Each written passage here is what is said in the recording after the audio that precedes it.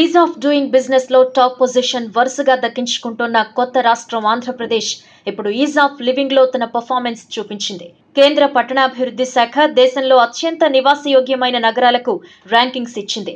ఒక నగరానికి నివాసయోగ్యతను నిర్ధారించడానికి అనేక అంతర్జాతీయ, జాతీయ ప్రమాణాలను తీసుకుని వాటిని 4 ప్రాధాన్యాల కింద తీసుకొచ్చి ఈ సర్వే చేశారు.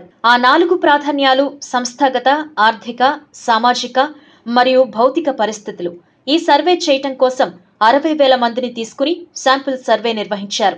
ఈ సర్వే ప్రధాన ఉద్దేశం అన్ని నగరాల్లో సులభతర నివాసాన్ని ప్రోత్సహించే విధంగా ప్రణాళికలు రచించి అమలు చేయటం, అలాగే సదరు నగరాల్లో సదుపాయాలను సమగ్రంగా నిర్వహించటం.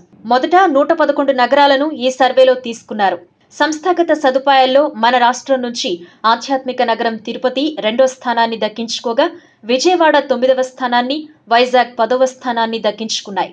నవీ ముంబై మొదటి స్థానం దక్కించుకోగా, తెలంగాణలోని కరీంనగర్ 3వ స్థానాన్ని, హైదరాబాద్ 4వ స్థానాన్ని దక్కించుకున్నాయి. ఇక సామాజిక పరిస్థితుల విషయానికొస్తే మన రాష్ట్రం నుంచి తిరుపతి మొదటి స్థానాన్ని దక్కించుకుంది. 7వ స్థానాన్ని అమరావతి దక్కించుకుంది. విజయవాడ 9వ స్థానాన్ని దక్కించుకుంది.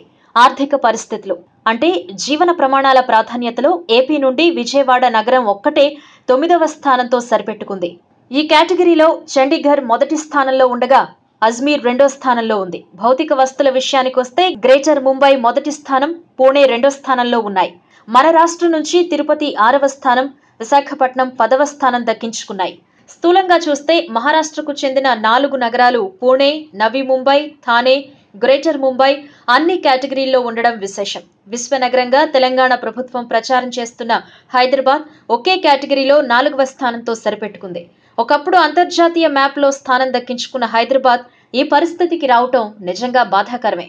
ఈ వీడియో మీకు నచ్చినట్టయితే లైక్ చేయండి, షేర్ చేయండి. మరిన్ని ఇంట్రెస్టింగ్ వీడియోస్ చూడడానికి మా ఛానల్ కు తప్పక సబ్స్క్రైబ్ అవ్వండి.